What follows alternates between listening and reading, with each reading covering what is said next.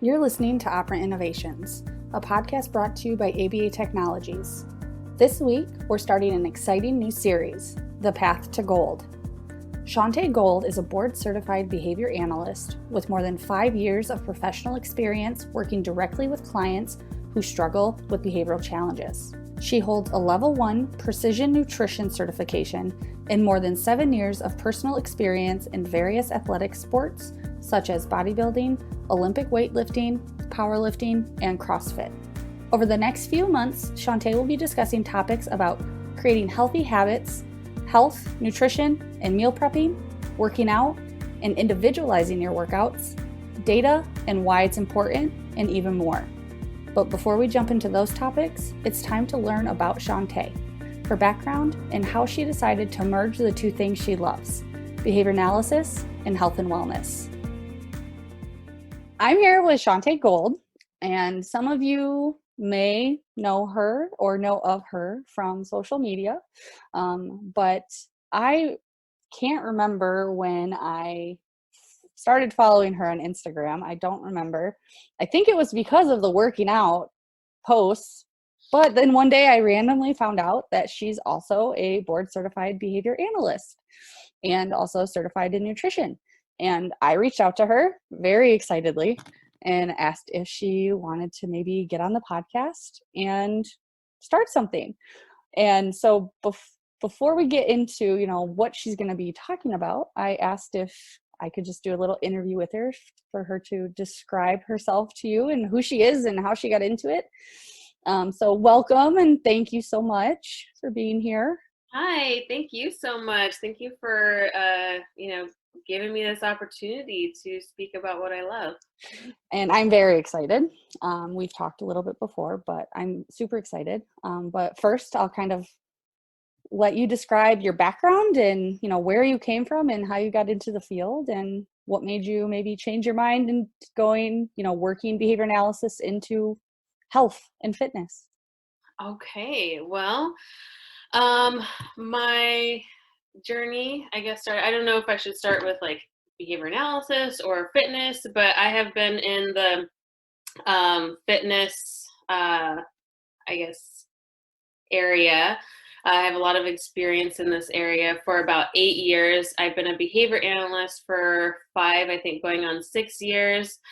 Um, my fitness background is I've been in a lot of variety of different sports, so like bodybuilding, powerlifting, CrossFit, Olympic weightlifting. I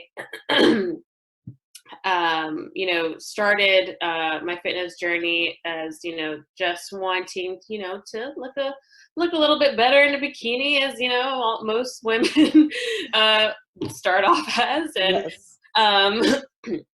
and I, kind of just took that to the next level, and I hired a coach to do like a bodybuilding show, a bikini bodybuilding show.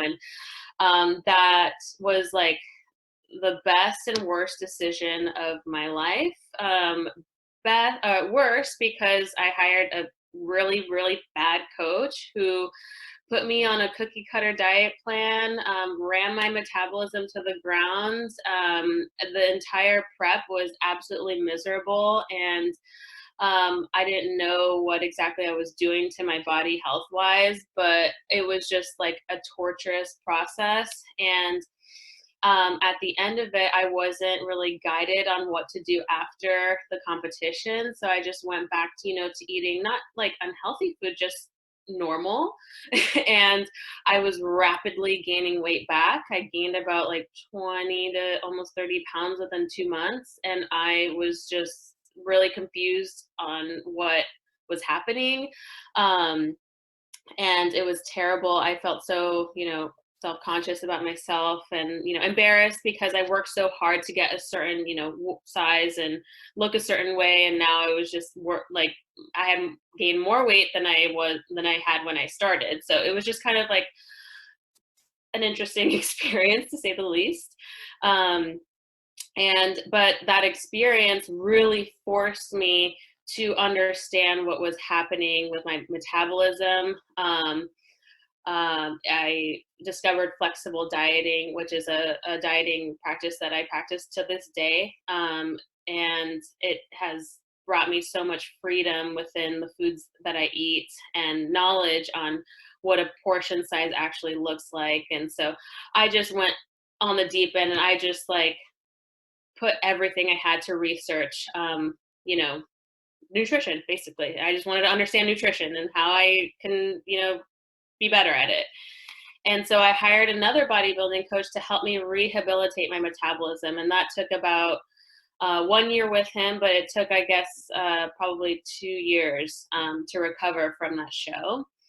And I decided to step away from bodybuilding because from that I developed, you know, body dysmorphia, and I was just getting too obsessed with the way that I looked. And so I stepped into the CrossFit world that really helped shift my focus away from the way that I looked to how I performed in the gym. And that was great. And that was fantastic. And around that time, I decided to go back to school for my master's. Before that, I was a makeup artist for 8 years. I know, so many random things. Like, what do I even do? I was a makeup artist for a really long time. I had a undergrad degree of sociology. That didn't really do anything with it. And so I figured, I'm like, maybe I should do something with this and try to earn more money somehow. So I had a friend who was working with children with autism, and he said, yeah, you should try it. You should do it. And so I kind of, did my research and started working at my first company with children with autism. And I instantly fell in love. Mostly because it was a science that I understood, and that was, it made sense to me. And I was actually pretty good at it. And so that made me feel really good. And I was tired of being a makeup artist. And so I was, looking to kind of switch and transition into another career. And so I was like, okay, this is what I want to do. And so I, went to my grad school. I started with a national university and did their, in-class portrait. First, I started with school psychology, and then I decided I just wanted to go full on ABA because I had the most amazing ABA teacher at national that he just inspired me to say screw school psychology. I'm going to go full force behavior analysis. Yep. And so I pursued that, and I decided to transition from national to ASU online, Arizona State University, and that's where I finished my grad school program. And then during this time, I was doing CrossFit the entire time, and up until about 2.5 years ago, I switched back to bodybuilding. I did powerlifting. I did a few powerlifting competitions, and now I'm back to bodybuilding.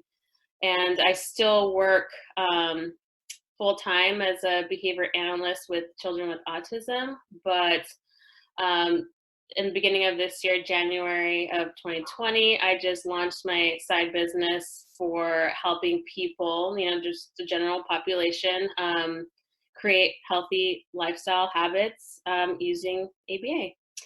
And now I'm here talking with you. No, and I'm very happy about it. That was such a long introduction. I'm so sorry. No, don't be sorry. Yeah, and I've looked at your website plenty, and if any behavior analyst goes to your website, they're going to notice the Skinner references. They're going to notice it's very behavior analytic in nature. And so that's, one of my goals, and the goal of the company is to disseminate behavior analysis.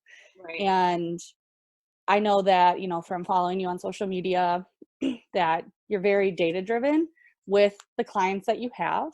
Mm-hmm. And so, what is kind of your, I don't want to give too many secrets away, because, I'd like people to, actually go out and reach out to you.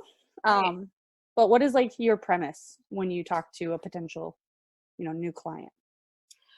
I have them fill out a intake form, kind of, like a assessment, if you will. about specific questions around their eating habits, their working out habits, their time management, their routines, things like that, and to kind of just give me like a general idea of like where they are with all these things. And I on the questionnaire, it asks, what are your top two habits that you want to improve? And what are your top two habits that you want to limit? And then once they give me that information, I, talk to them and get, just talk to them one-on-one and get to, ask them, like dive into those questions a little bit more, just so I can get a little bit more information. But basically, I just kind of help them create, identify their goals, practical goals, have them, operationally define it.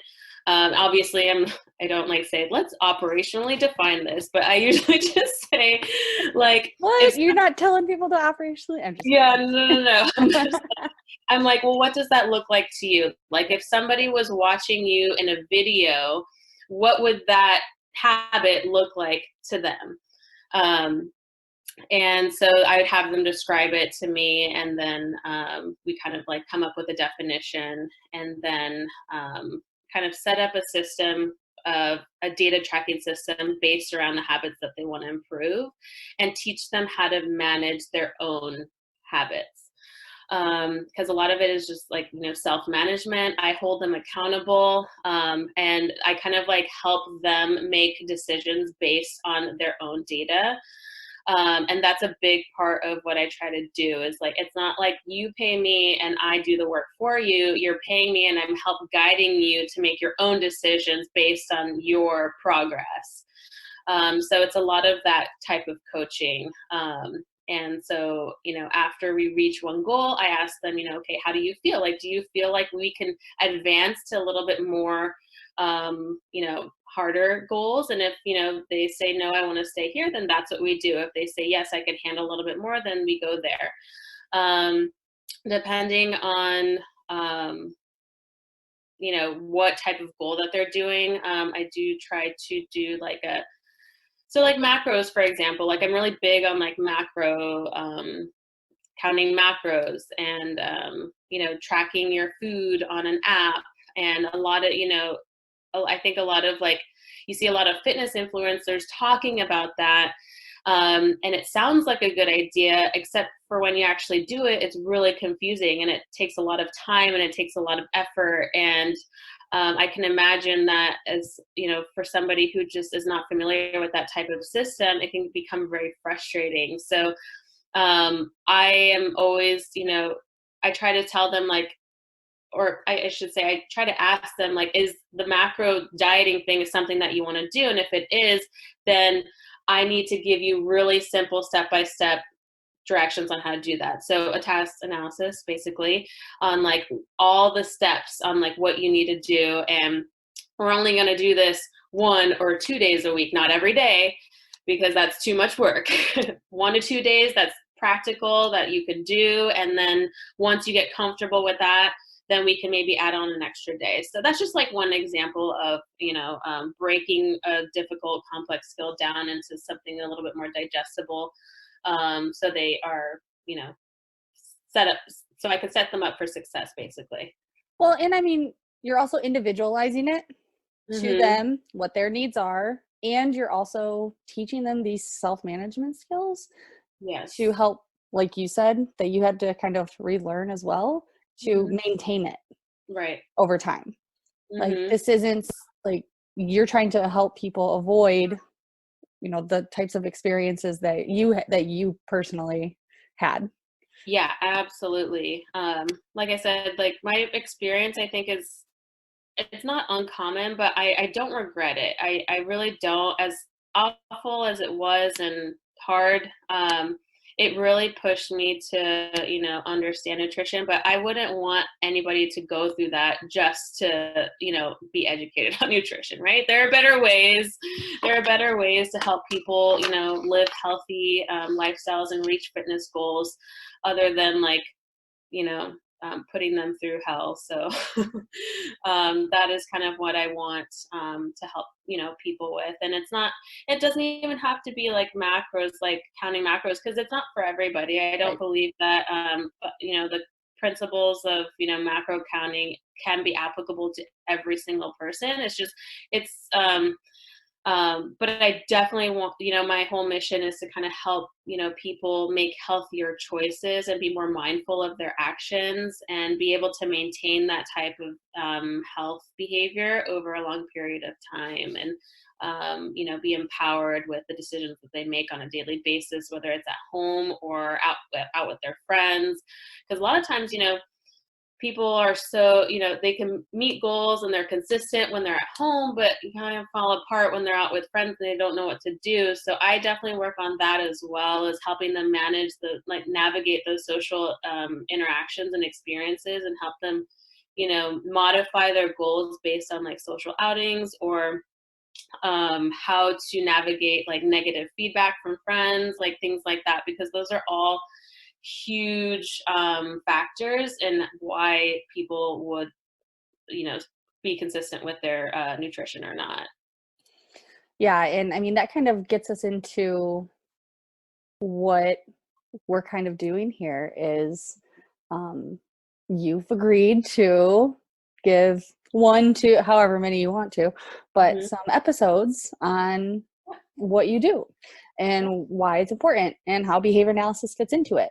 Yeah. So what are some of, the things, overview topics that you're going to be, chit-chatting about?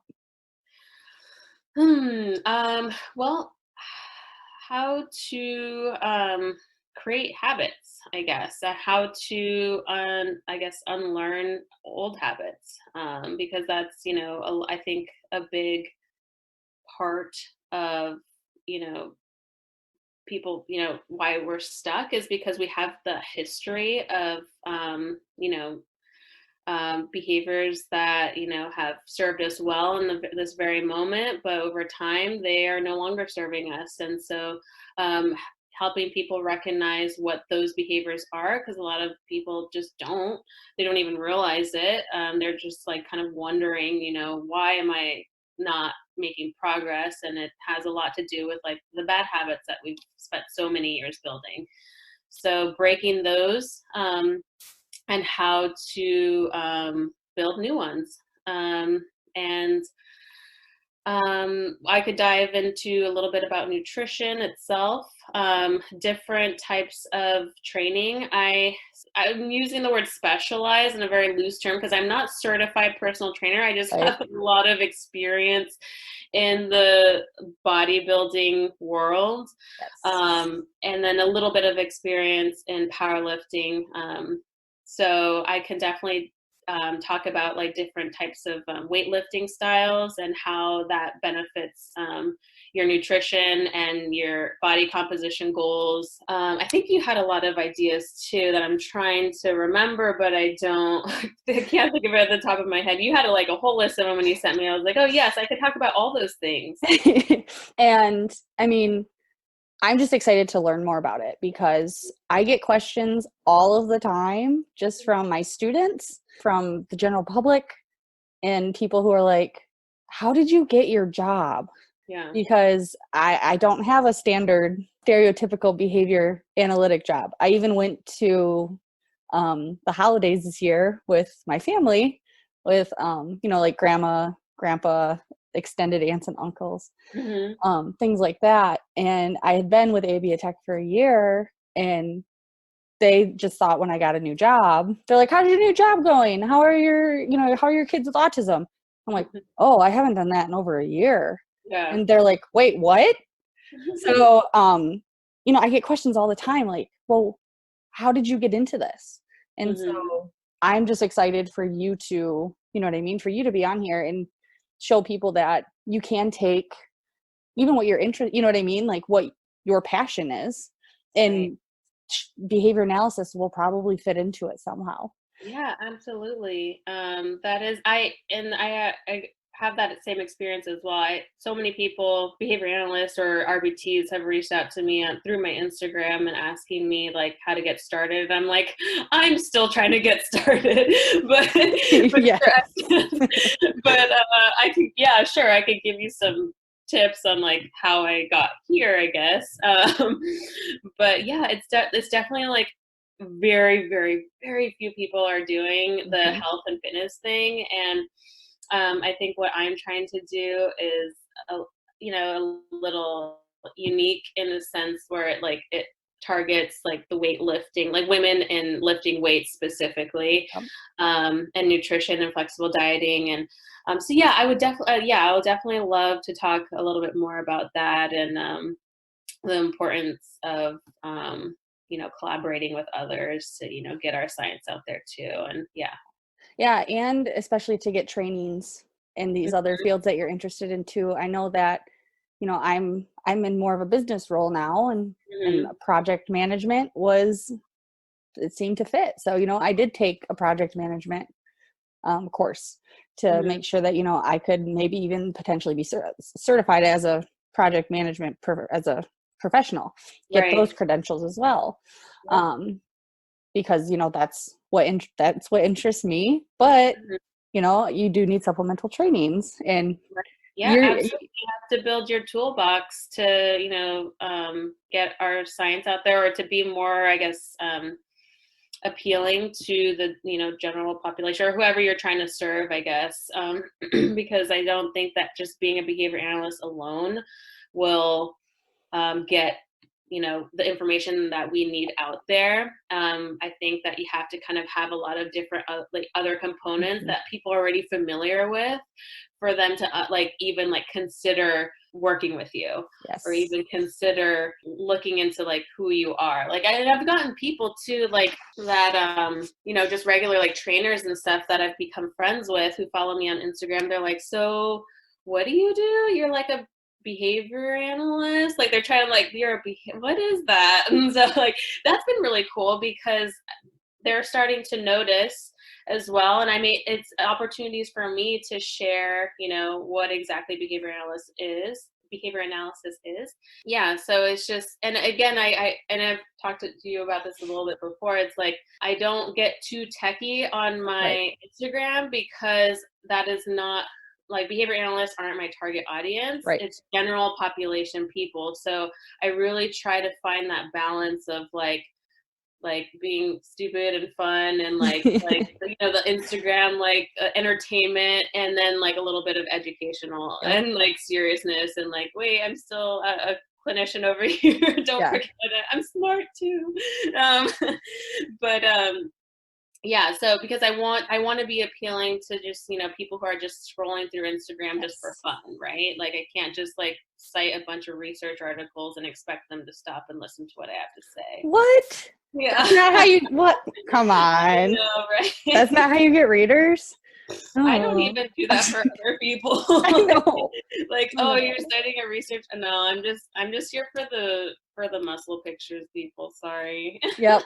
Yep. And I Yeah. mean, like I said, I'm pretty sure that that's how I started following you in the first place. And Hmm. then I randomly was just like, oh my gosh, she's a BCBA too.